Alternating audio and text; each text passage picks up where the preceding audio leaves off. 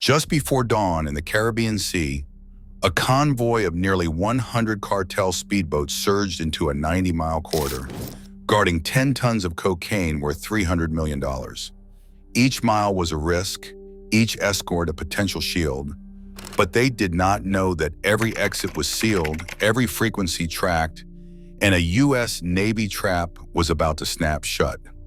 This is the story of how the U.S. Navy neutralized 100 cartel speedboats and exposed a $300 million cocaine empire in a single operation. A corridor of open ocean stretches for 90 miles, bordered by shallow reefs and unpredictable currents. Here, geography does the cartel no favors. Every vessel must pass through this deep water funnel. There are no alternate routes, no islands to slip behind, no cover from the eye of the sky.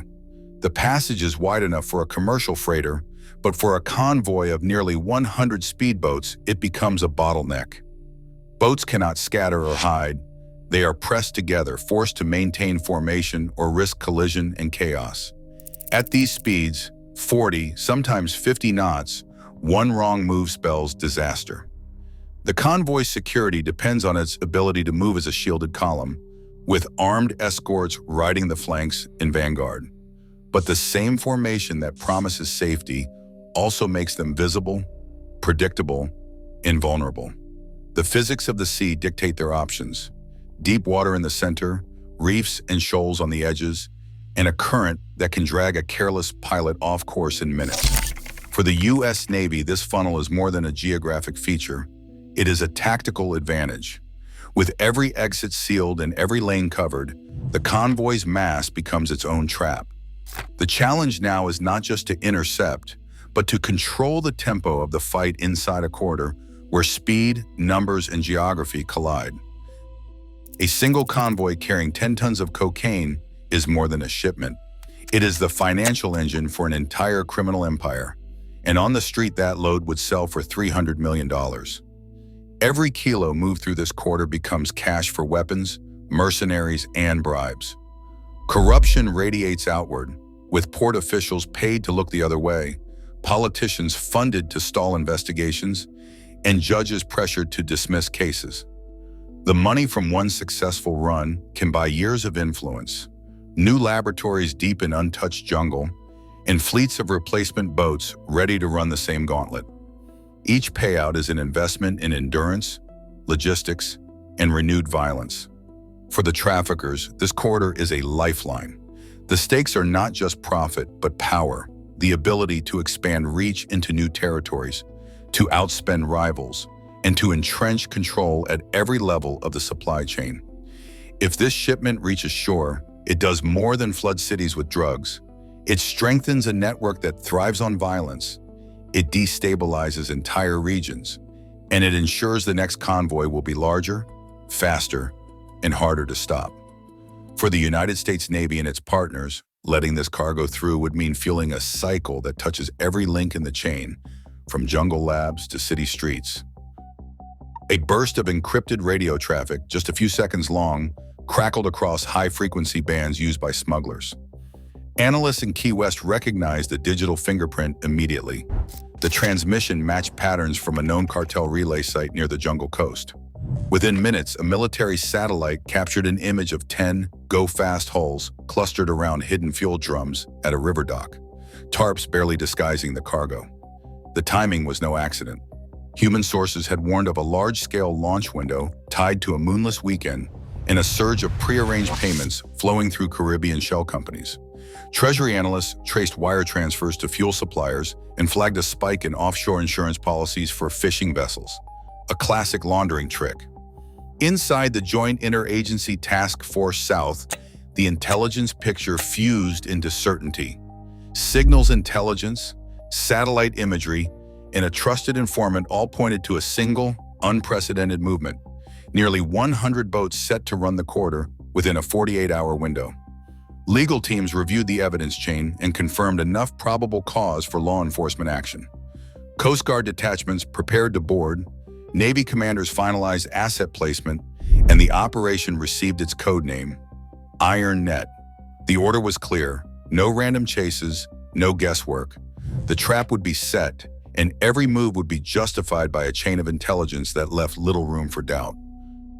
A 40 nautical mile arc defines the outer edge of the trap, its geometry calculated to match the corridor's natural choke points. Inside that arc, an 8 nautical mile wide band forms the heart of the killbox, every sector assigned to a specific platform. On the horizon, an Arleigh Burke class destroyer acts as the command node, its combat information center fusing radar, satellite feeds, and live drone tracks into a single operating picture. The destroyer's role is control and coordination, assigning targets, managing airspace, and authorizing escalation if boats break formation or show hostile intent. Closer in, 2 Coast Guard cutters anchor the inner ring. These ships serve as the legal and operational backbone for boarding and seizure. Each carries a law enforcement detachment team, spelled LEDET, with the authority to direct warning shots, disable engines, and process evidence for prosecution. Lieutenant Commander Erica Singh is the senior LEDET officer, and she oversees the boarding plan and rules of engagement.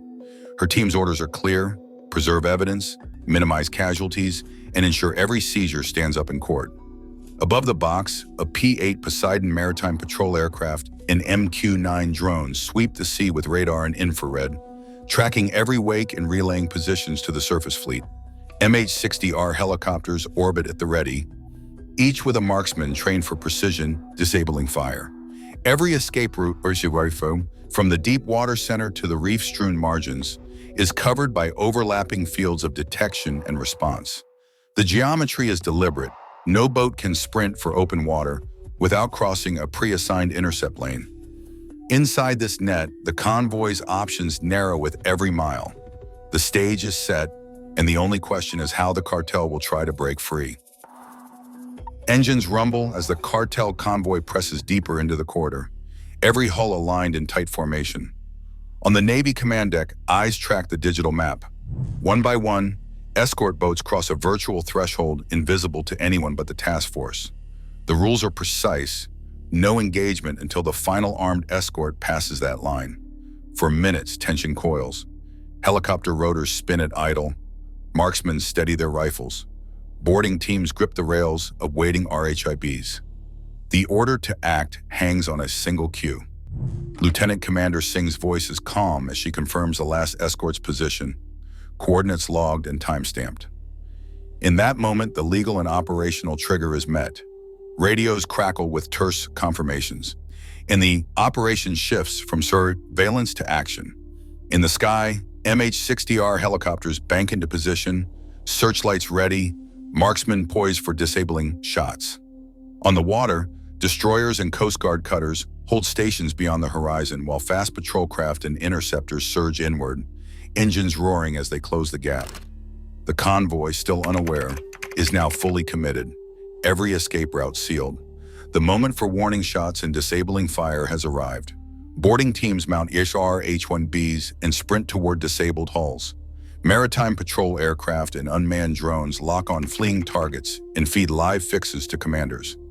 In less than 10 minutes, the silence of the corridor is about to shatter. The first shots crack through the night, warning bursts from helicopter door guns, tracer rounds skipping harmlessly across the water ahead of the lead boats. The convoy jolts, engines roaring as pilots veer and scatter, but every lane is already covered. MH-60R helicopters hover low. Marksmen steady and deliberate, aiming for outboard engines, not crews. In the span of minutes, precision rifle fire shatters the propulsion of speedboat after speedboat. Engines sputter, smoke billows, and hulls drift to a stop. The tally rises, 32 vessels disabled, each marked by plumes of steam and the abrupt silence of dead motors. 20 rigid hull inflatable boats surge forward in tight choreography, each boarding party moving with practiced speed. Coast Guard law enforcement detachments, led by Lieutenant Commander Singh, vault from rubber hulls to cartel decks, weapons drawn but restraint clear. Crews are secured, engines checked, evidence bagged, phones, ledgers, GPS units, and bales of cocaine stacked in hidden compartments. The destroyer command node coordinates every move, assigning teams, logging seizures, and tracking the evidence chain in real time. Chaos gives way to method. Every captured vessel is documented, every arrest logged, every scrap of intelligence preserved for what comes next. The corridor, once a gauntlet of cartel power, is now a scene of controlled, disciplined action. Results measured in seized boats, secured evidence, and a criminal network exposed by its own failed gamble. Today, drug cartels still send hundreds of go-fast boats across open water, each one tracked by military sensors that never blink. As traffickers adapt, so do the networks built to stop them. The war at sea is silent, inconstant, and every new wave tests the line. Those who want deeper coverage can share the video, and viewers can subscribe for more in-depth breakdowns of naval interdiction operations.